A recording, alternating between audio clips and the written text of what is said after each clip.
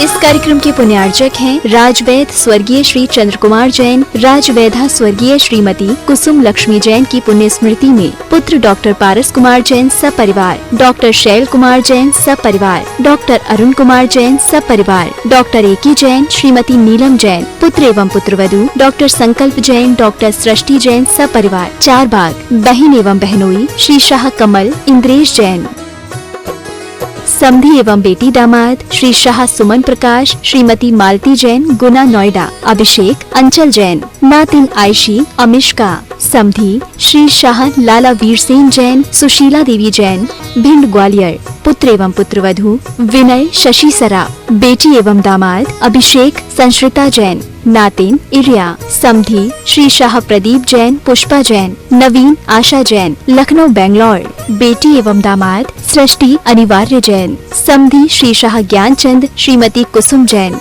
Doctor Sanjay अर्चना सिंघई जैन सपरिवार होशंगाबाद, श्री दिनेश सर्वेश अखिलेश पाटनी कोलकाता, पूरे भारतवर्ष में नौकरी पाने के लिए AUMcares@aumcap.com पर CV भेजें। श्रीमती शशि श्री संतोष जैन बेलई वाले कांशल परिवार, त्रिकाल 24 जिन मंदिर रोड, अशोकनगर मध्य प्रदेश, ज्येष्ठ भ्राता एवं भ्राता वधू श्री आनंद कुमार श्रीमती गुड़माला जी, ज्येष्ठ भ्राता श्री पवन कुमार जी, भतीजी सूबेदार मोनिका जैन श्रेष्ठी जैन, पुत्री एवं दामाद श्रीमती ऋचा श्री अभिषेक दोहित्र अरहम अग्रिम जैन उपभोक्ता गुना मध्य प्रदेश, पुत्री एवं दामाद श्रीमती दिव्या श्री सर्वज्ञ जैन दमोह मध्य प्रदेश।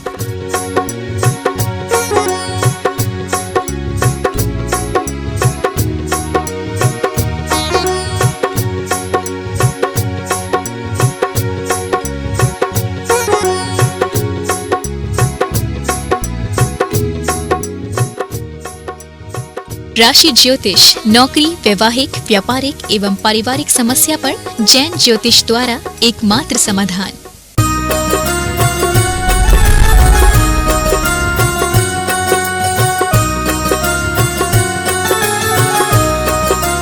बोलिए विश्व वंदनीय देवादिदेव खजर श्री चंदा प्रभु भगवान की जय जय जय।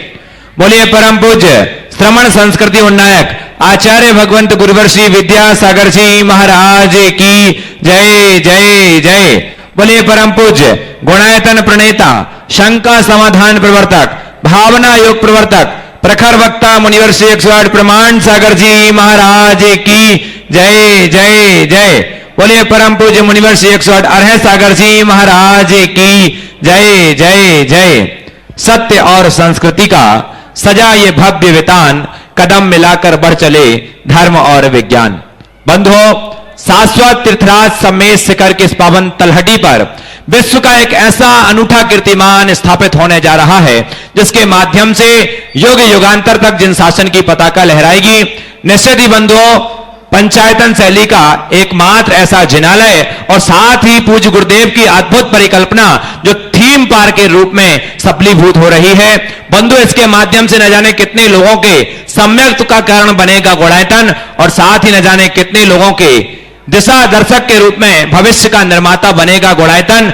बंधु, यदि आज तक आप नहीं जुड़े हैं तो अभी अपना भाव बना लीजिए और जिनवाणी चैनल, पारस चैनल, प्रमाणिक ऐप के माध्यम से जो नंबर चल रहे हैं उन नंबरों में कॉल कीजिए और जानिए क्या है गुणायतन से जुड़ी हुई निर्माणकारी योजना, ताकि पूज्य गुरुदेव की अद्भुत परिकल्पना शीघ्र अतिशीघ्र पूर्ण हो। हम सब संकल्पित हैं तो आपका दान और योगदान अपेक्षित है। पूरा गुणायतन परिवार आपका हृदय से स्वागत, बंदन, अभिनंदन करता है आपके दान का, आपके योगदान का। तो बंधु, आज ही जुड़ जाइए और साथ ही जैसा कि 10 लक्षण महापर्व चल रहे हैं, उत्तम त्याग धर्म में हम सभी लोग, जितना भी जैन समाज है, ऐसा कोई व्यक्ति नहीं जो दान से न जुड़ता हो। तो अपने जीवन में आप दान करना चाहते हैं तो सर्वश्रेष्ठ लगाइए, इस बार गुणायतन से जुड़िए और अपने समर्पण कीजिए। इस बार दान उत्तम त्याग धर्म महोत्सव के रूप में बने। इस बार ये दान धर्म आपका परिकल्पना को पूर्ण करने के लिए लगे। तो बंधुओं, साथ ही प्रतिदिन पूज्य गुरुदेव के मुखारविंद से शानधारा संपन्न हो रही है, उसका भी आप लाभ ले सकते हैं। आप अपना नाम प्रेषित कर सकते हैं,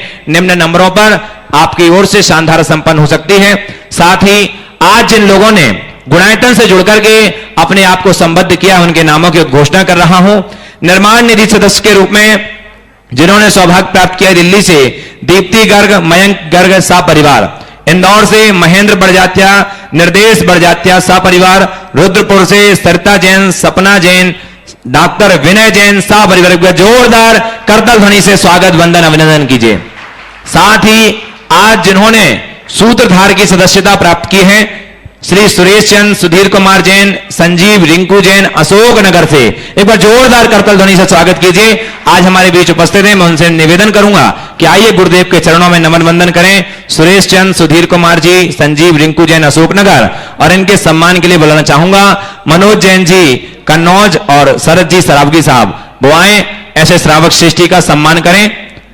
साथ ही आज द्वितीय सूत्रधार के रूप में जिन्होंने जुड़ने का सौभाग्य प्राप्त किया, आइए गुरुदेव के चरणों में नमन वंदन करें। साथ ही द्वितीय सूत्रधार के रूप में कैलाश चंद जैन, श्रीमती भावना जैन, श्री नरेश जैन, श्रीमती नीता जैन, राजेश जैन, संगीता जैन, सप्तम जैन सा परिवार गुना भोपाल से हमारे बीच में एक बार जोरदार करतल ध्वनि से इनका भी स्वागत वंदन अभिनंदन कीजिए। आइए सम्मान कर रहे हैं मनोज जी कन्नौज और शरद जी सरावगी, सुरेश चंद, सुधीर कुमार, संजीव रिंकू जैन, अशोक नगर का।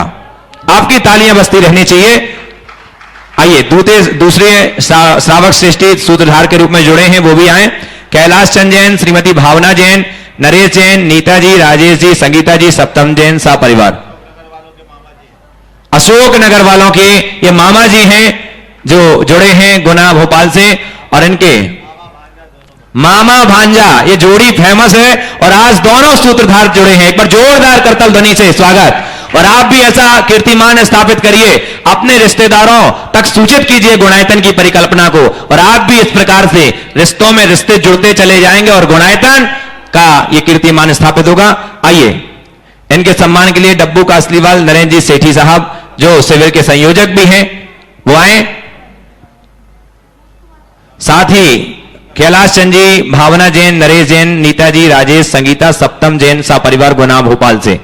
निर्माण सारथी सदस्य के रूप में जो जुड़े हैं कांतिलाल तलाटी, मीठालाल तलाटी, श्रीमती सुभद्रा तलाटी इंदौर से, आइए जोरदार करतल ध्वनि से स्वागत कीजिए। हमारे बीच उपस्थित हैं। दोनों का सम्मान हो गया क्या? एक बार आ जाइए, इनके सम्मान के लिए आ जाएं। डब्बू कासलीवाल नरेंद्र जी सेठी संयोजक जो पूरे शिविर के हैं, हमारे बीच उपस्थित हैं। कांतिलाल तलाटी, मीठालाल तलाटी, श्री सुभद्रा तलाटी इंदौर से।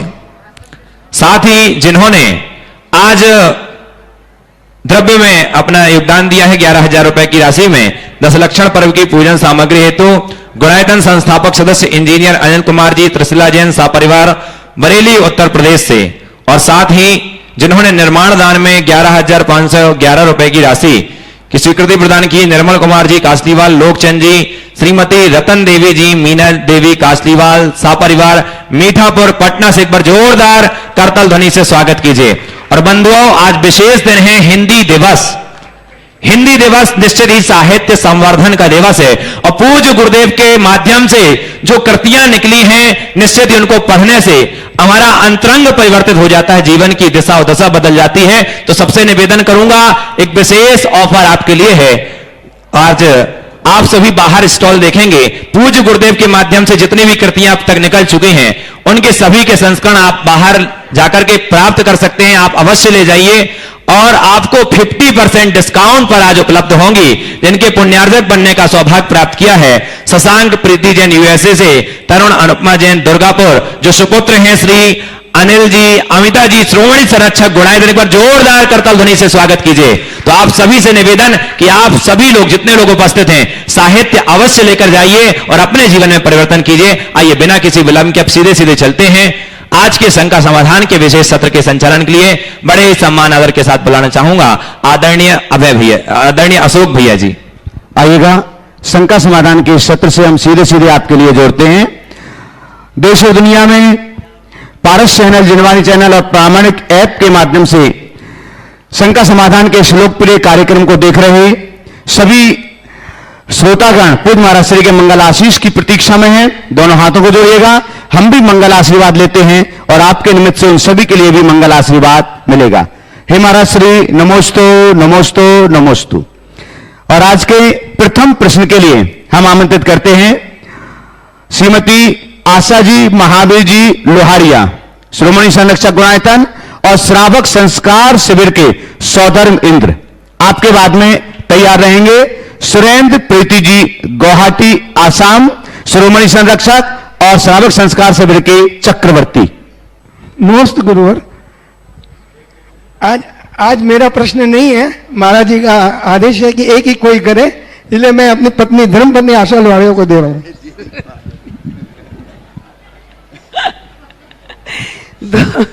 दोनों गुरुवर के चरणों में मेरा बारंबार नमोस्तु नमोस्तु नमोस्तु। गुरुवर, संसार का हर प्राणी जीवन की सत्यता को जानता है, फिर भी जिंदगी भर दौड़ भाग करता रहता है, फिर भी जोड़कर सब छोड़कर चला जाता है। तो गुरुवर, प्राणी सब जानने के बाद भी वे सत्य स्वीकार क्यों नहीं कर पाता? ऐसा इसलिए कि आज दुनिया में युधिष्ठिर कम दुर्योधन की संतान ज्यादा है। समझ गए?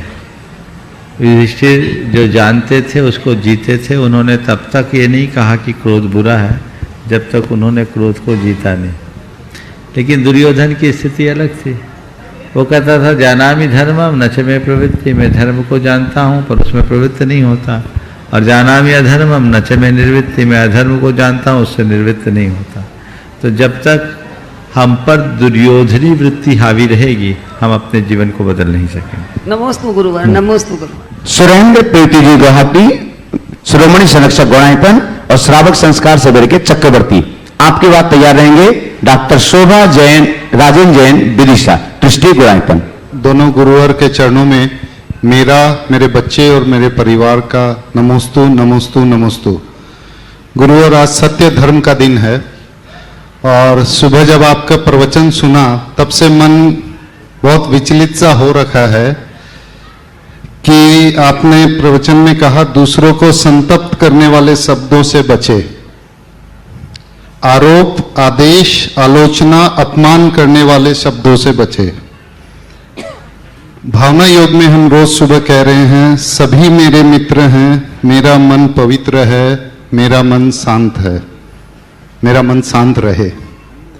लेकिन गुरुवर, जब हम यहाँ से जाते हैं या इस तरह के शिविर से या गुरुवर के पास से जाते हैं और अपनी बिजनेस की दुनिया में जाते हैं, तो वहाँ पे जब लोगों से पैसे नहीं मिल रहे हैं या बिजनेस की कुछ बातें हैं, तो उस वक्त जो रूप दिखता है, अगर कोई वो रूप देख ले तो उसको लगे कि ये तो शिविर भी बेकार है और बाकी सारी चीजें भी बेकार है।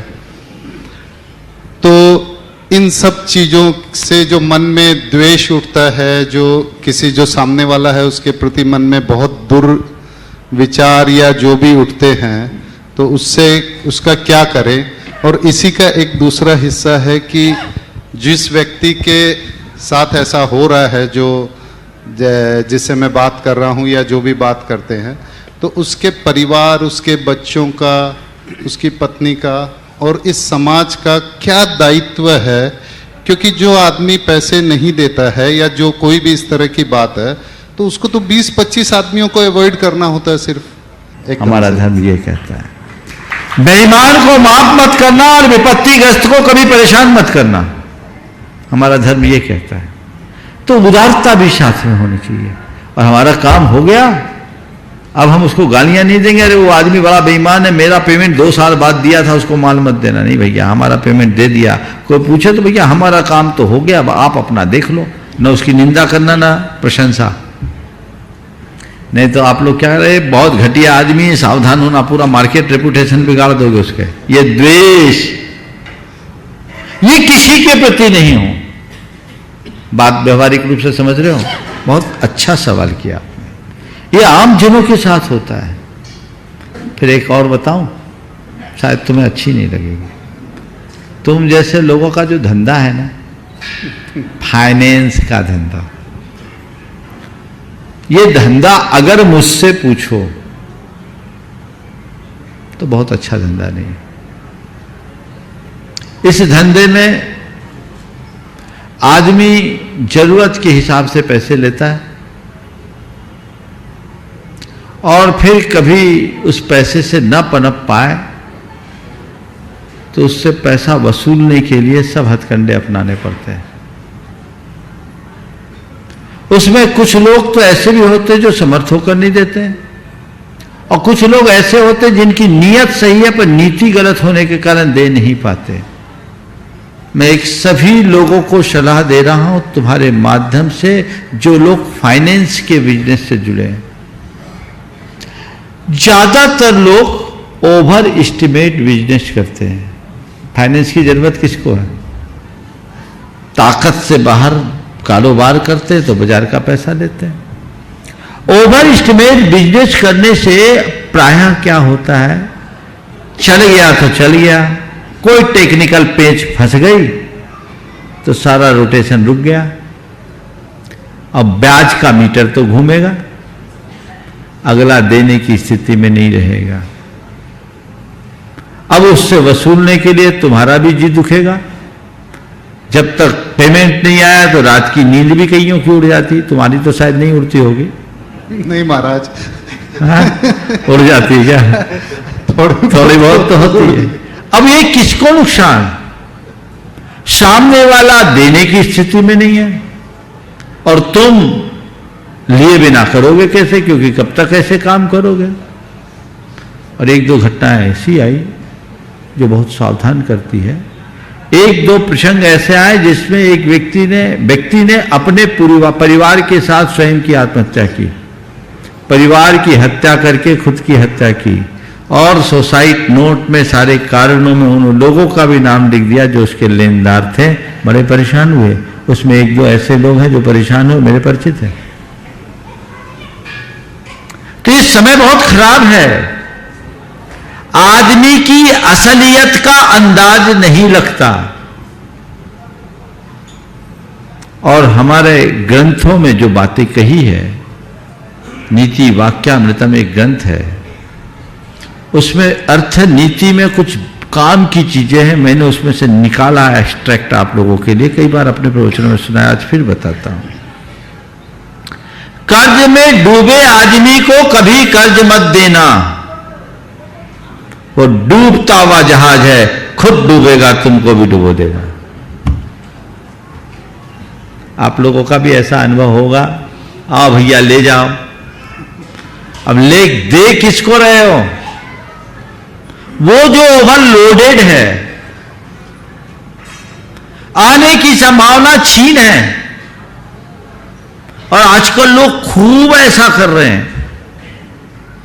तो जो व्यक्ति कर्ज में लदा हुआ है उसको कर्ज मत देना। अगर देना भी हो तो तभी देना जब तुम्हारे हृदय में इतनी उदारता और तुम्हारे झोली में इतना द्रव्य हो कि ले जाए तो कोई फर्क ना पड़े, डूब जाए तो फर्क ना पड़े, उससे ज्यादा नहीं। ये समझना अंतर मन में हम इसको पैसा नहीं दे रहे, खैरात दे रहे, नहीं तो आपका पैसा डूबेगा और आप हैरान परेशान होगे। दूसरी बात, लगातार नुकसान पर नुकसान हो रहा हो, ट्रांजैक्शन बंद कर दें। इसका मतलब अभी तुम्हारा दिनमान खराब है, अभी तुम जान डालोगे हाथ जलेगा, रुक जाओ, थोड़े दिन समय टालो। प्राय लोग नुकसान होता कवर करने के चक्कर में बड़ा गेम खेलते हैं और खुद कवर हो जाते हैं। और कभी ओवर एस्टिमेट बिजनेस मत करो। ये तीन बातें अर्थ समुद्देश में नीति वाक्यामृतम में लिखी है और बड़े अनुभव की बातें हैं। मैं तो आप सबसे कहता हूं, आप लोग भी इस पर विचार करो, अपने बच्चों को ये बातें समझाओ कि बेटा जीवन में ऐसा कभी मत करना, तो जीवन में उपलब्धि होगी, अन्यथा ये समस्याएं तो बनी ही रहेगी। ये जो चीजें हैं बड़ी दुविधाएं उत्पन्न करने वाली हैं, उनके प्रति हमें सतर्क और सावधान होना चाहिए। अब व्यापार की नीतियां हैं, व्यापार की तरह करना चाहिए। जब आप दफ्तर में बैठोगे तो आपको आदेश भी देना पड़ेगा। हो सकता है कई बार आरोप भी लगाना हो, लेकिन आदेश में भी तीखापन ना हो। आप अपने एक अच्छे प्रशासक की भूमिका को निभाना चाहते हैं तो कोई जरूरी नहीं कि आप चीखा चिल्ली ही करें। आप धीरे भी बोल सकते, ये काम करना है, और जब तक वो काम करे नहीं तब तक उसके लिए दूसरे अवसर दो ही मत। जैसा हमारे गुरुदेव करते हैं, एक बार आदेश देते हैं और जब तक उस आदेश का पालन नहीं होता तब तक दूसरा आदेश ही नहीं देते, और वही हम लोगों के लिए बहुत बड़ा पनिशमेंट हो जाता है। तो आप अपने तरीके से अपने प्रशासन को संचालित कर सकते हैं। हल्ला हंगामा करना मात्र प्रशासन की आवश्यकता नहीं है।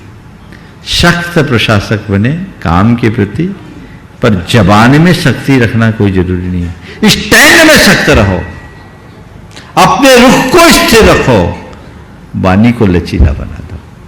मैं समझता हूं इसमें ज्यादा सफल होंगे।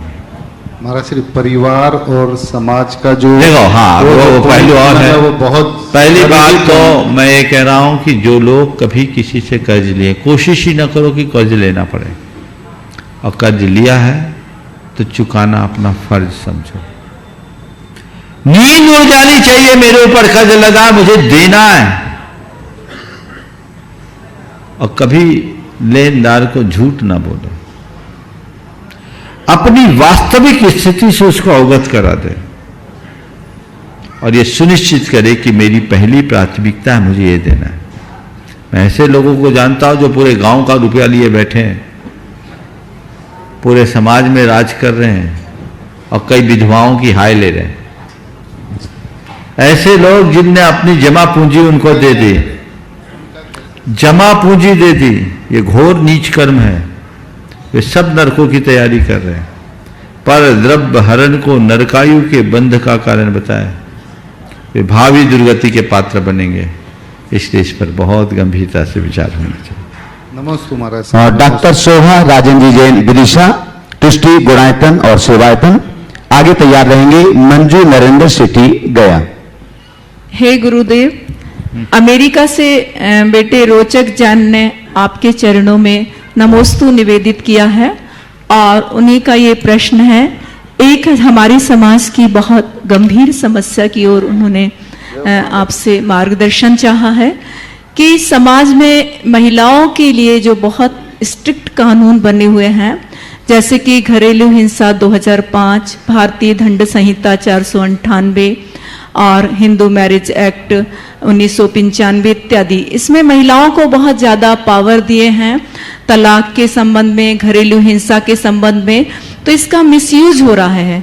आज बच्चे देख रहे हैं कि समाज में लड़कियां शादी कर लेती हैं और शादी के नाम पर धोखा करती हैं, और धोखा करने के नाम पर उनको एक तरह से पोला कर देती हैं, मानसिक रूप से और आर्थिक रूप से खोखला कर देती हैं।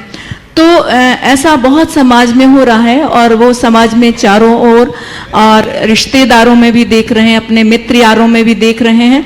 तो ऐसे समय में गुरुदेव आप ऐसा मार्गदर्शन दीजिए समाज को, जिससे समाज में ऐसी स्थिति निर्मित ना हो सके। देखिए, बहुत ही गंभीर और ज्वलंत प्रश्न आपने उठाया। ये एक बहुत बड़ी समस्या है, विकराल समस्या है। लोगों को चाहिए कि इस पर गंभीर हो। कानून बनाया गया था महिलाओं को होने वाले उत्पीड़न से बचाने के लिए, लेकिन आज इस कानून की आड़ में महिलाओं का आतंक अब सड़कों पर होने लगा है। लखनऊ का कांड और ग्वालियर का कांड जग जाहिर है। ये एक उदाहरण जो सबके बीच हुआ ना, ये एक बहुत बड़ी सोच है। और मेरी कुछ जजेस से बात हुई तो उनका भी कहना है कि अब कोर्ट भी इस विषय पर गंभीरता से सोचने लगी है, क्योंकि इस कानून का दुरुपयोग हो रहा है। पर मेरा मानना है ये सब चीज़ें कानून से दूर नहीं होगी। कानून में ढील देने से दुरुपयोग भी होगा, और कानून के रहते जो दुरुपयोग हो रहा वो भी सामने है, क्योंकि महिलाओं का उत्पीड़न भी कम नहीं हुआ, हो भी रहा है। तो उत्पीड़ित महिलाओं को संरक्षण के लिए कानूनी प्रावधान तो होना चाहिए, बस कानून का दुरुपयोग ना हो। और ये काम होगा समाज की जागरूकता से।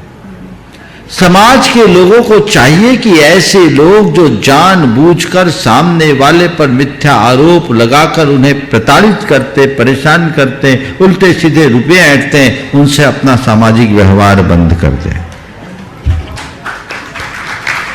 जो जानबूझ के ऐसे कर रहे हैं। मेरे सामने ऐसे कई लोग आए हैं जिनमें 7-7 प्रतिमा वाली व्रती महिलाओं को 78 और 80 साल की उम्र में जेल भिजवाया गया, जिसका कोई लेना नहीं देना नहीं, और बाद में मोटी रकम ऐड करके समझौता हुआ है।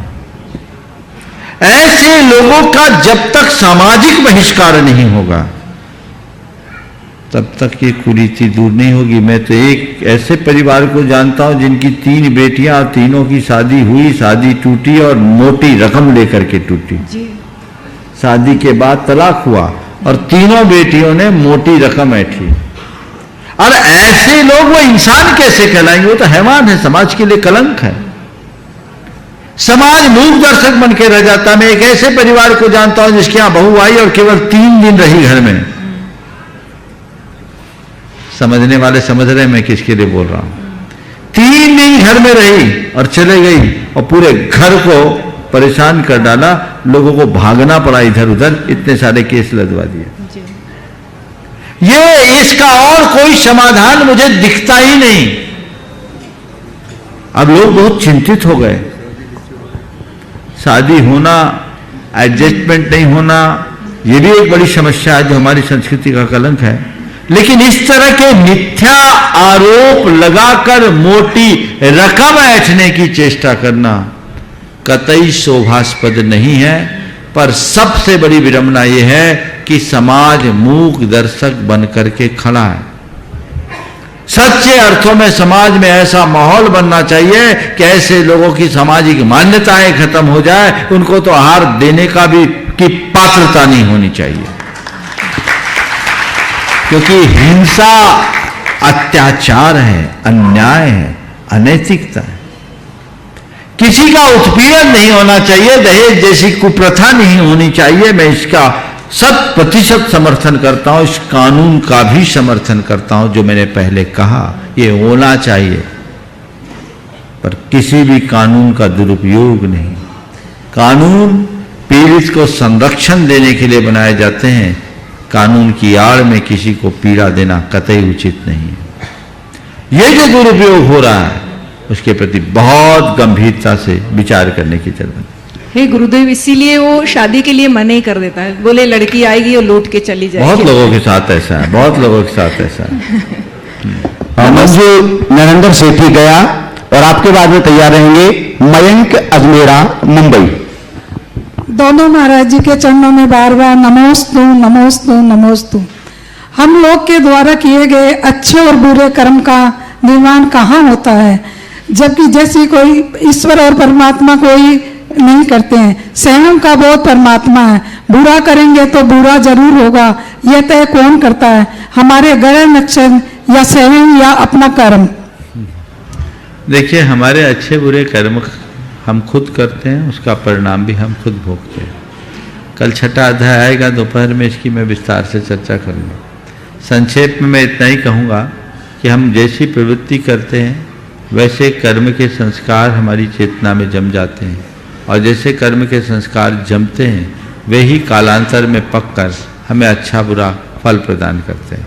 तो हम अपनी प्रवृत्ति को नियंत्रित करें। जैसे कर्म बांधते हैं वो पकते हैं, अपने आप उदय में आते हैं। इसमें ईश्वर या उस जैसी किसी शक्ति की कोई भूमिका नहीं है। हम खुद अपने उत्थान पतन के जिम्मेदार। नमस्ते। मयंक अजमेरा मुंबई, और आपके बाद तैयार रहेंगे यश जैन आगरा। नमोस्तु नमोस्तु नमोस्तु। अगर आप आज्ञा दें तो मैं जो उपस्थित जनमानस हैं इनसे 1-2 प्रश्न पूछना चाहता हूं। गाड़ी तो ऐसे लेट है भैया, 6:51 हो गए, 4 प्रश्न जल्दी कर लो जी। बाकी लोग आप उपस्थित जनमानस, ऐसा मत करना कि लोग कोसे के पूरा समय खा गए। नहीं नहीं, मैं बहुत संक्षेप में पूछूंगा। उपस्थित जनमानस सभी को मेरा जय जिनेन्द्र। मैं आप लोगों से पूछना चाहता हूं कि जैसा कि गुरुदेव लगातार बता रहे हैं, आप लोगों ने थीम पार्क के बारे में सुना होगा। आप थीम पार्क के बारे में लगातार जानकारी दी जा रही है, आप लोग जानते होंगे। क्या आपको पता है कि इस थीम पार्क के प्रणेता, इस थीम पार्क की परिकल्पना, इस थीम पार्क को लाने का सौभाग्य या लाने का जो ये वो किसके जिम्मे जाता है? आपको पता है इस बात का? आपको ताज्जुब होगा कि इस थीम पार्क को बनाने की परिकल्पना उस व्यक्ति ने की है जिसने कॉलेज का मुखड़ा नहीं देखा है, जिसने कोई उच्च शिक्षा प्राप्त नहीं की है। अगर किसी कंपनी में एक छोटे से भी प्रोजेक्ट को किया जाता है तो कई IITs, कई IIMs, CA, MD, CEO, बहुत सारे लोग लगते हैं उसमें। मगर इस प्रकार की जो थीम पार्क बन रही है, जो कि दुनिया में 30वीं है, लेकिन अपने आप में पहली है, क्योंकि जैसा कि आपने बताया 16वीं राइड है इसमें, और उसकी परिकल्पना गुरुदेव की है। इनके मुंह से प्रवचन सुनना, शंका समाधान सुनना तो अच्छा लगता है, लेकिन यह बात दिमाग में फिट नहीं हो रही है या विश्वास नहीं हो रहा है कि इसकी परिकल्पना गुरु जी की है। कृपया मेरे शंका का समाधान करें कि क्या यह वाकई में परिकल्पना आपकी है? क्षमा के साथ प्रश्न पूछ रहा हूं। बहुत अच्छा है। कुछ चीजें मैं चाहता था राज ही रहने दो तो अच्छा है, लेकिन आपने आज जिस तरीके से पूछा है मैं इसका भेद खोल ही देता हूं। खोल दूं? जी। देखो भाई, थोड़ा समय लगेगा, लेकिन आज एक बात आप सबसे कह रहा हूं। जब मैं सम्मेद शिखर जी आया 2005 में, तब यहाँ के लोगों की जीवन स्तर को देखा, मन में आया इनके जीवनोत्थान के लिए कुछ करना चाहिए। और 2006 के चातुर्मास में मेरे मन में परिकल्पना जगी श्री सेवायतन की, जो सम्मेद शिखर और उसके इर्द गिर्द के 14 गांवों के लोगों के जीवन स्तर को सुधारने का प्रकल्प था, जो 1 जनवरी 2007 से आज तक अनवरत लोगों की सेवा कर रहा है। उसी समय जब हमारा चातुर्मास हुआ 2006 में, तो मेरे सामने एक बात आई कि ये जैनों का शिरोमणि तीर्थ स्थल है और यहाँ हजारों श्रद्धालु और पर्यटक आते हैं। उनके लिए कुछ ऐसा होना चाहिए जो जैन धर्म के का बोध करा सके आने वाली पीढ़ियों को। उस समय मैं संघ में पंचसंग्रह पढ़ा रहा था। उस समय गुणस्थानों की चर्चा हुई। हमारे साथ शांतिलाल जी बाबा जी थे। जब मैंने गुणस्थानों की व्याख्या व्यवहारिक तरीके से की तो उनने बोल दिया, महाराज जी कुछ ऐसा करे जिससे कि सब लोग इसको समझ सके। प्रातः काल की सामायिक में मेरे मन में एक परिकल्पना जगी, क्यों न हो इन 14 गुणस्थानों पर आधारित कार्यक्रम बनाया जाए। एक ऐसा कार्यक्रम जिससे देखकर सब लोग जैन धर्म के मर्म को जान सके, क्योंकि संपूर्ण जैन तत्व ज्ञान का मूल गुणस्थान है। जिसने गुणस्थान को जान लिया, समझना सारे तत्व ज्ञान को जान लिया, सारा जैन तत्व ज्ञान हुआ। पर मेरे सामने एक बड़ी चुनौती थी कि गुणस्थान तो भावनात्मक परिणति है और इस भावात्मक परिणति को क्रियात्मक रूप में कैसे दिखाऊं। पर मेरी आदत है चुनौतियां लेना और उनसे उपलब्धियां बनाना। मेरे मन में आया, गुरुदेव के आशीर्वाद के बाद मैं आगे बढ़ा तो सबसे पहले उस समय शुरुआत थी 2007 के 6 की बात है। 6 से ही इसकी योजना नवंबर महीने में गुरुदेव से आशीर्वाद लिया 19 नवंबर को। एक मन में आया कि लाइट एंड साउंड प्रोग्राम से 14 गुणस्थान की कुछ चीज बनाई जाए। काम चालू हुआ, मैंने परिकल्पना की, एक स्क्रिप्ट लिखी, कुछ विशेषज्ञों से संपर्क हुआ, लेकिन जब उसे मूर्त रूप देना शुरू किए तो ऐसा लगा ये बड़ी ओल्ड टेक्नोलॉजी है, इसमें वह नहीं हो पाएगा जो हम चाहते हैं। तब मन में आया कि इसे कुछ और अच्छा रूप दिया जाए। तो एक प्लान आया कि मॉडल्स के माध्यम से काम हो। बड़े बड़े आर्ट डायरेक्टर मेरे पास आए। उसमें नीतीश रॉय जैसे भी थे जिन्होंने रामोजी फिल्म सिटी बनाया, वो भी मेरे पास आए। उन्होंने स्टोरी बोर्ड बनाई, मुझे संतोष नहीं हुआ, मैंने उन्हें भी मना कर दिया। बात आई मॉडल्स से, रोबोटिक्स के माध्यम से हम इस चीज को दिखाएं। उसके लिए बहुत सारी एजेंसीज आई। रोबोटिक्स टेक्नोलॉजी मैंने पहले सुना तो फिर उसको समझा, उसकी बुक्स मुझे दिखाई गई, मैंने देखा, कुछ चीज़ें लाकर प्रेजेंटेशन दिया। टेक्नोलॉजी अच्छी थी, पर उसमें एक बाधा ये थी कि डायलॉग्स बड़े नहीं हो सकते थे, और डायलॉग्स के बिना हम अपने भावों को पूरा नहीं कर सकते थे। फिर आगे बढ़े, कुछ और लोग जुड़े, तो एनिमेशन के बेस पर कुछ दिखाया जाए, और एनिमेशन पर काम किया। पूरी एक स्टोरी बोर्ड बनी, और ये तीसरी स्टोरी बोर्ड थी। बनाई, पूरी स्क्रिप्ट लिखी, उसे बनाकर लोगों ने स्टोरी बोर्ड ला करके मुझे दिखाया, पर मुझे पसंद नहीं आया। 2007 से 2017 तक की 10 साल की R&D को हमने डस्टबिन में डाला। इस बीच 3 स्टोरी बोर्ड बनी, क्योंकि मुझे पसंद नहीं आया। मेरे भीतर कोई ऐसा था जो कह रहा था कि नहीं, ये चीज नहीं, इससे अच्छी चीज होनी चाहिए, और चीज ऐसी बने जिसको देखकर लोग केवल वाह कहे, लोगों के मुख से वाह निकले। मैं शुरू दिन से यही बोलता था। फिर 2017 को अगस्त महीने में जब मैंने उसे रिजेक्ट किया, और तभी मेरे मन में एक नई कल्पना जगी कि इस चीज को ऐसा कर सकते हैं, और उसी समय हमसे एक ऐसे व्यक्ति जुड़ गए जो इस क्षेत्र के बहुत माहिर व्यक्ति थे। उनके सामने मैंने अपनी परिकल्पना को रखा। उन्होंने कहा, this is mind blowing, I will do it, और फिर ये रूप बनता गया। लोग जुड़ते गए। आपने कहा मैंने कॉलेज का मुख नहीं देखा, बिल्कुल सही कहा। मैंने टेक्नोलॉजी नहीं जानी, ये भी बिल्कुल सही है। कुछ नहीं पढ़ा, पर मैं ये जानता हूं, भले मैं कॉलेज नहीं गया, पर जो कॉलेज गए हैं और जो टेक्नोलॉजी के मास्टर हैं, वो सब मेरे पास आते हैं। जब मैं लोगों से बात करता हूं, चाहे बच्चे हों या बड़े, मैं उस बात से निचोड़ निकालता हूं कि कौन सा व्यक्ति किस काम का है और उसका क्या उपयोग किया जा सकता है।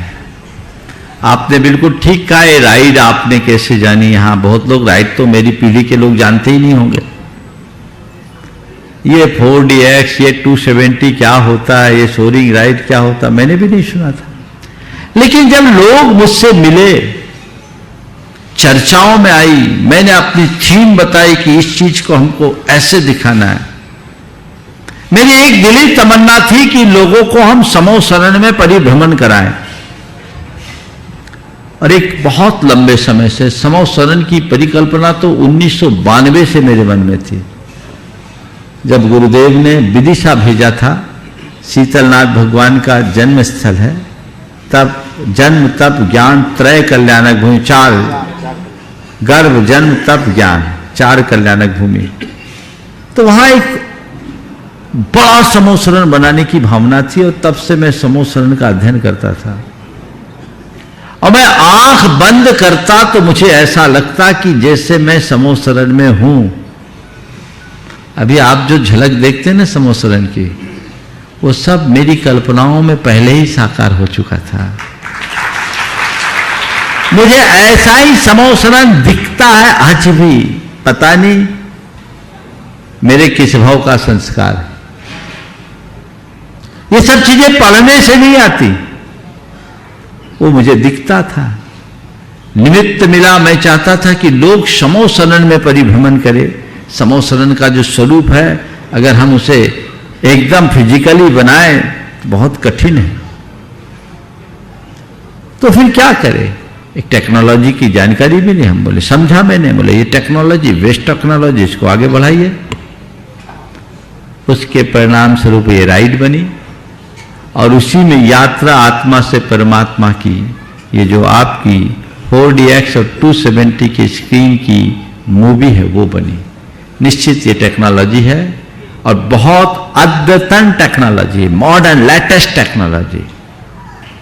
आप सबको बड़ा गर्व होगा कि ये कार्य जैन समाज के द्वारा हो रहा है और शिखर जी में होने जा रहा है। मैं अपने मुंह से उसके विषय में कहना उचित नहीं समझता, लेकिन मैं आप सबसे केवल इतना कहना चाहूंगा, आप अगर अपना और अपने आने वाली पीढ़ियों का भवोद्धार करना चाहते हो तो इसमें जो लगा सको लगा दो, सब सार्थक होगा। आज लोगों के पास पढ़ने की फुर्सत नहीं है और मैं तो कहता हूं गुणायतन में आने के बाद जब लोग समूह सदन के दर्शन करेंगे तो उनका मन अभिभूत हो उठेगा। हम जानते कि सम्यक समूह सदन में श्री मंडप भूमि में केवल सम्यक दृष्टि प्राणी जाते हैं। मुझे तो पक्का विश्वास है वहां जाने के बाद न जाने कितने सम्यक दृष्टि हो जाएंगे। जो 4DX में जो मूवी है उस मूवी को देखने वाला हर व्यक्ति का जीवन बदलेगा। रोज प्रवचन सुनने वाले का जीवन बदले न बदले मैं नहीं कह सकता। बड़े बड़े ग्रंथों और पोथियों को पढ़ने वाले का जीवन बदले न बदले मैं कह नहीं सकता, पर गुणायतन में एक बार आने वाले का जीवन निश्चित बदलेगा, ये मैं दावे से साथ कहता हूं और इसका प्रमाण भी मुझे मिल गया। आपको क्या बताऊं, इस प्रोजेक्ट के साथ जुड़े हुए बहुत सारे अजैन व्यक्ति जिन्होंने अभी देखा नहीं, केवल इसकी थीम सुनी, उन्होंने अपने जीवन में बड़े बड़े संकल्प लिए और उनका जीवन बदल गया। तो बनने के बाद क्या होगा? उनका संदेश है कि ये जीवन को परिवर्तित करेगा, पूरी समाज का गुणात्मक परिवर्तन करेगा। इसलिए मैं एकदम आश्वस्त हूं, निश्चिंत हूं। ऐसे कार्य में बहुत चिंतन लगता है, समय लगता है, शक्ति लगती है, बहुत चीजों को खपाना पड़ता है।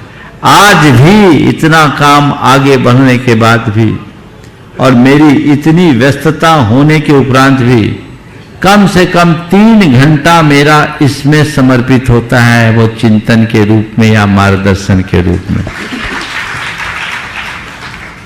एक बार मुझसे किसी ने पूछा, महाराज जी आपको ग्रंथ नहीं लिख रहे? मैंने कहा मैं ग्रंथ ही लिख रहा हूं, कोई प्रकाशित नहीं हुई। मैंने कहा ऐसा ग्रंथ लिख रहा हूं जो अभी प्रकाशनाधीन है। वो ऐसा ग्रंथ है जिसे पढ़ने की जरूरत नहीं होगी, देखने से ही सब कुछ समझ में आ जाएगा। तो ये एक दृष्टि है। आपने बात ऐसी पूछी, मैंने कभी इस तरह से विस्तार से बताया नहीं, लेकिन ये चीजें समझने की है। ये आप सबका पुण्य है, मैं तो निमित्त हूं, गुरुदेव की कृपा है। पर मुझे पक्का विश्वास है यहां जो होगा जैन धर्म की युगांतकारी प्रभावना करने वाला होगा। गुणायतन से श्री सम्मेद शिखर जी की पहचान होगी। विश्व के पटल पर सम्मेद शिखर का अलग नाम होगा। ये आप सबका सौभाग्य है, आप इससे जुड़ रहे हैं, जुड़िए। आपको रोज मंच से बोला जाता है, अभी भी कहा जा रहा था त्याग धर्म के दिन आप अपनी पहली प्राथमिकता गुणायतन को दीजिए। लोग दान करते, सब जगह दान की आवश्यकता, आप दीजिए, लेकिन मैं आपसे कहूंगा आप सच में अगर कुछ अच्छा करना चाहते हैं तो सबसे पहले गुणायतन को दीजिए। जितने लोग सुन रहे हैं इस बार मन बना लीजिए, क्योंकि कार्य व्यय साध्य है, कोई छोटा कार्य नहीं है। लोग बोलते महाराज रोज तो अनाउंसमेंट होता, कितने रुपये लगेंगे? इनसे पूछो कोषाध्यक्ष महोदय से, घोषणाएं होती आती कितनी? हमारे कोषाध्यक्ष तो रोते ही रहते हैं। हालांकि कोषाध्यक्ष मैं उसे ही अच्छा मानता हूं जो हमेशा रोते रहे और काम न रुकने दे। अच्छा कोषाध्यक्ष वही है, अच्छा कोषाध्यक्ष वही है जो हमेशा रोए पर काम न रुकने दे। इस मामले में हमारे कोषाध्यक्ष अच्छे हैं, लेकिन हकीकत कुछ और है, इसलिए भ्रम हटा दीजिए। बाकी जो चीजें डिटेल है सबको पता है। गुणायतन का सारा काम पूरी तरह ट्रांसपेरेंट है, सब चीज की ऑडिटेड बैलेंस शीट है, आपको सोचने की जरूरत नहीं है। आप जानकारी जितने मेंबर से चाहे जब ले सकते हैं, इनके यहाँ ऐसी व्यवस्था है। पर आप सबसे मेरा ये कहना है, जिन्होंने अपने कमिटमेंट किए वो पूरे करें, और जो नहीं जुड़े वो जुड़े, स्वयं जुड़े, अपने आने वाली पीढ़ियों को जोड़े।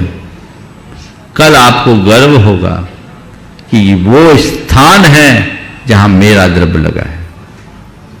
आप कोई नहीं, आप कुछ ऐसा करेंगे, कल आपके नाती पोते तीसरी चौथी पीढ़ी के लोग आएंगे तो कहीं देखेंगे, अरे इसमें तो मेरे दादाजी का नाम है, मेरे परदादा जी का नाम है, उन्होंने यहां काम किया, मुझे भी करना चाहिए। ये पीढ़ियां सुरक्षित होगी। इसलिए आप जानो, मैं तो इतना ही मानता हूं, जिनका भवितव्य अच्छा होगा, जिनका द्रव्य लगना होगा, उन्हीं का लगेगा। बाकी तो चाह करके भी नहीं लगा सकेंगे।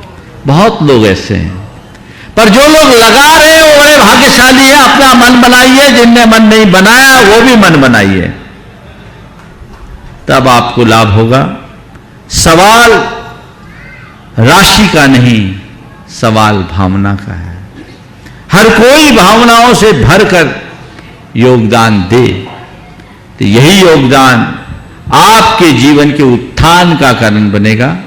तो ये कार्य है समाज के द्वारा, समाज के लिए किया जा रहा है।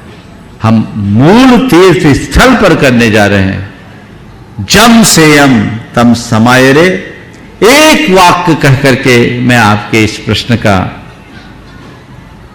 उपसंहार करूंगा। ये सर्वोत्कृष्ट तीर्थ है, सर्वोत्कृष्ट रचना है। मानते हो कि नहीं?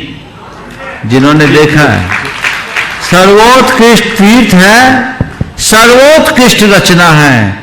अपने जीवन का सर्वोत्कृष्ट लगाने का संकल्प कर लो। जो लगा चुके वे भी लगाए और लगाए, औरों को प्रेरणा दे, जुड़े और जुटे। बहुत संभावनाएं हैं और बहुत काम है। आपके उदारता से ही ये सारा कार्य संपन्न होगा। इसलिए ऐसी उदारता को निरंतर बनाए रखिए और काम कीजिए। मैं तो ये मानता हूं ये जिनेंद्र भगवान का रथ चल रहा है और रथ अपने गंतव्य तक पहुंचेगा। भाग्यशाली वे होंगे जो इस रथ में अपना हाथ लगाएंगे। रथ अपनी गति से चल रहा है, तुम अभागे में रह जाओ। कल तुम्हारे मन में इस बात का पश्चाताप न रहे, आए मैं रह गया। अभी मौका है, अपना हाथ लगा लो, अपने जीवन को धन्य कर लो, कृतार्थ कर लो। सब तरह के लोग हैं जो उदारता के साथ इसमें जुड़ रहे हैं। संपन्न लोग भी हैं, गरीब लोग भी हैं, ऐसे ऐसे लोग हैं जिनकी 300-400 रुपए दिन की आमदनी नहीं है, वे भी यहां हजारों हजार रुपए मन बना करके दे रहे हैं। ये प्रेरणा है, ऐसी भावना होनी चाहिए। मैं आपको एक बहन जी की का परिचय दूंगा। ये ममता बाई है, खड़ी हो जाओ थोड़ी। ये बहन जी है, ये आहारचर्या में जुड़ी हुई है, चौकों में लोगों का सहयोग करती है। और इन्होंने कल मुझसे आहार के बाद कहा कि मैं 51,000 रुपया दूंगी। साल में 51,000 नहीं कमाती। मुझे इसकी बात सुनकर बड़ी खुशी हुई। हमने कहा तुम दे दोगी? हाँ महाराज दे दूंगी। हमने बहुत अच्छी भावना है। फिर मैंने इनको आशीर्वाद दिया और इनकी भावना थी कि हमको भगवान विराजमान करना है। मैंने कोषाध्यक्ष से कहा आप किसी और का नाम कट करके जो ट्रस्टियों के एक्स्ट्रा मूर्तियां उनको कट करो और इस व्यक्ति को 51,000 में ही मूर्ति प्रदान करो। भाव है। तो ये भावनाएं लोगों के लिए प्रेरणा है। ऐसी प्रेरणा लोगों की जगे तो निश्चित वह सार्थक उपलब्धि होगी। ये बड़े भावुक पल हैं। आप भी सोचिए, अपनी प्राथमिकताएं सुनिश्चित कीजिए, तभी हम जैन धर्म की सही प्रभावना कर पाएंगे। हम तो यही सोचते हैं कि हमारे निमित्त से जिन शासन की जितनी सेवा हो सके कर लें, बाकी कल क्या होगा कौन जानता है। आज हमारे हाथ में है, हम आज को सफल करें। कल्पनाएं उन्हीं की साकार होती है जो उसके पीछे जी जान से जुड़ जाते हैं। मुनिश्री ने यह कल्पना 20 साल से की है और आज वो कल्पना मूर्त रूप में दिख रही है। तो ये हम सब लोगों का दायित्व बन जाता है कि मुनिश्री की कल्पना को हम परवान चढ़ाएं। और मैं इस मंच से एक बहुत छोटी सी राशि, 1 लाख रुपए की राशि में थीम पार्क के लिए दे रहा हूं, कृपया स्वीकार करें। नमोस्तु नमोस्तु नमोस्तु गुरुदेव। और बंधुओं, पूज्य महाराज श्री ने कहा कि वक्त तो चल पड़ा है, भाग्यशाली वे होंगे जो इसमें हाथ लगा पाएंगे। 2 दिन आपके बीच में हैं और जितने भी शिवरार्थी यहां पर हैं, उन 2 दिनों के बीच में त्याग धर्म के दिन आपकी कोई न कोई घोषणा, वैसे तो सर्वश्रेष्ठ घोषणा आपकी होना चाहिए। और सुनो, त्याग धर्म की प्रतीक्षा मत करो। त्याग का जब भाव हो जाए उसी दिन धर्म कर लो, त्याग धर्म हो जाएगा। अभी भी किसी को करना है, जैसे अजमेरा जी ने कहा, जिनको करना है करो, प्रतीक्षा मत करो, क्योंकि बाहर की हवा बहुत खराब होती। समझ गए? यहीं से अपना काम शुरू कर लेना चाहिए। सुबह शीघ्रम समाचरित। और महाराज श्री जब बोल ही रहे थे तभी अलका जैन सतीश जैन इंदौर मध्य प्रदेश से, उन्होंने इस कार्य के लिए अपने स्वर्ण आभूषण यहां तक भेजे हुए हैं। एक बार जोरदार करतल ध्वनि से हम उनका सम्मान करें। जो भी लोग ऑनलाइन इस कार्यक्रम को सुन रहे हैं, देख रहे हैं, उनके टीवी स्क्रीन पर मोबाइल नंबर चल रहे हैं। आप भी अपने भाग्य को सफल बनाने के लिए, पुण्य कमाने के लिए आप अपने मोबाइल को उठाएं, नंबर्स मिलाएं और जो भी श्रेष्ठ योगदान की घोषणा आप अपनी ओर से कर सकते हैं, उस घोषणा के लिए आप तैयार हों। और अभी जिनके लिए भी करना, अभी जिनका भी मन है, आप मंच पर यहां पहुंच करके आप घोषणा कर सकते हैं अपनी शीघ्रता के साथ। आप आ जाए, यहीं आ जाए आकर के, हाँ शीघ्रता से। जिनके लिए भी घोषणा करना है, जो नाम आ गया वो दे दो, कोई बात नहीं है। अभी जिनके लिए आना है शीघ्रता से आप मंच पर पहुंचे और आप अपने नाम की घोषणाएं अभी यहां पर कर सकते हैं। पधारिएगा शीघ्रता के साथ में, आप यहां पर पहुंचते जाएं और आपके जो भी योगदान है उसकी आप घोषणा अवश्य करें। फिर भी मैं कहूंगा जितने भी शिवरार्थी आए हुए हैं, आप 1-2 दिन आपके बीच में है, ज्यादा से ज्यादा आपके फॉर्म भरना चाहिए। निर्माण निधि से लेकर के सर्वश्रेष्ठ तक जो भी आप कर सकते हैं, उसमें आपके लिए गुणायतन परिवार से जुड़ करके इस परिकल्पना को साकार करना चाहिए। हाँ, मेंबर बन जाओ। ठीक, बोलो। अशोक जी जैन इंदौर से हैं, एक बार जोरदार करतल ध्वनि से उनका सम्मान करें। यहां पर आ जाए, एनएल जैन साहब है, कोई कार्यकर्ता यहां पर आ जाए लेखन के लिए।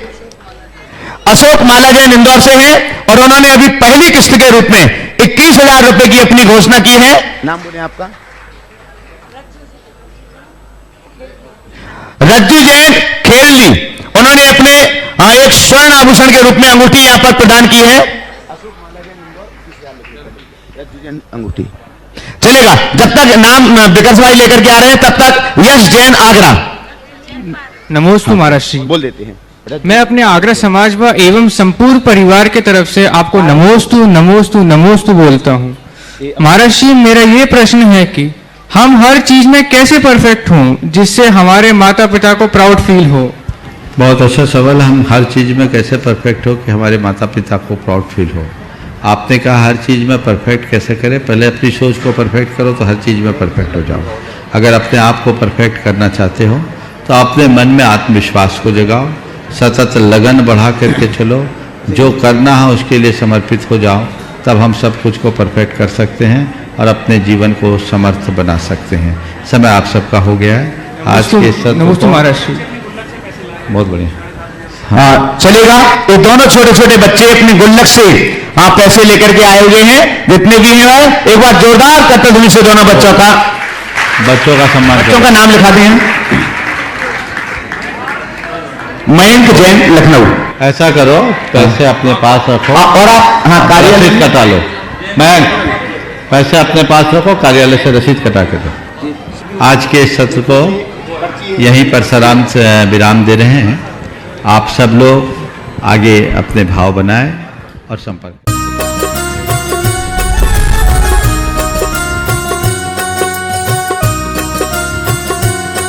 इस कार्यक्रम के पुण्यार्जक थे राजवैद स्वर्गीय श्री चंद्र कुमार जैन, राजवैधा स्वर्गीय श्रीमती कुसुम लक्ष्मी जैन की पुण्य स्मृति में पुत्र डॉक्टर पारस कुमार जैन सपरिवार, डॉक्टर शैल कुमार जैन सपरिवार, डॉक्टर अरुण कुमार जैन सपरिवार, डॉक्टर एके जैन, श्रीमती नीलम जैन, पुत्र एवं पुत्रवधू डॉक्टर संकल्प जैन, डॉक्टर सृष्टि जैन सपरिवार, चार बाग, बहन एवं बहनोई श्री शाह कमल इंद्रेश जैन, समधी एवं बेटी दामाद श्री शाह सुमन प्रकाश, श्रीमती मालती जैन, गुना नोएडा, अभिषेक अंचल जैन, नातिन आयशी अमिष्का, समधी श्री शाह लाला वीरसेन जैन, सुशीला देवी जैन, भिंड ग्वालियर, पुत्र एवं पुत्रवधू विनय शशि सराफ, बेटी एवं दामाद अभिषेक संश्रिता जैन, नातिन इरिया, समधी श्री शाह प्रदीप जैन, पुष्पा जैन, नवीन आशा जैन, लखनऊ बेंगलोर, बेटी एवं दामाद सृष्टि अनिवार्य जैन, समधी श्री शाह ज्ञानचंद, श्रीमती कुसुम जैन,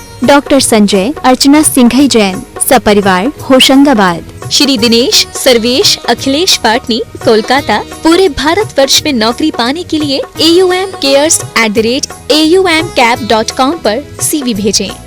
श्रीमती शशि श्री संतोष जैन बेलई वाले कांशल परिवार, त्रिकाल 24 जिन मंदिर रोड, अशोकनगर मध्य प्रदेश, ज्येष्ठ भ्राता एवं भ्राता बधू श्री आनंद कुमार, श्रीमती गुड़माला जी, ज्येष्ठ भ्राता श्री पवन कुमार जी, भतीजी सूबेदार मोनिका जैन, श्रेष्ठी जैन, पुत्री एवं दामाद श्रीमती ऋचा, श्री अभिषेक, दोहित्र अरहम, अग्रिम जैन, उपभोक्ता गुना मध्य प्रदेश, पुत्री एवं दामाद श्रीमती दिव्या, श्री सर्वज्ञ जैन, दमोह मध्य प्रदेश।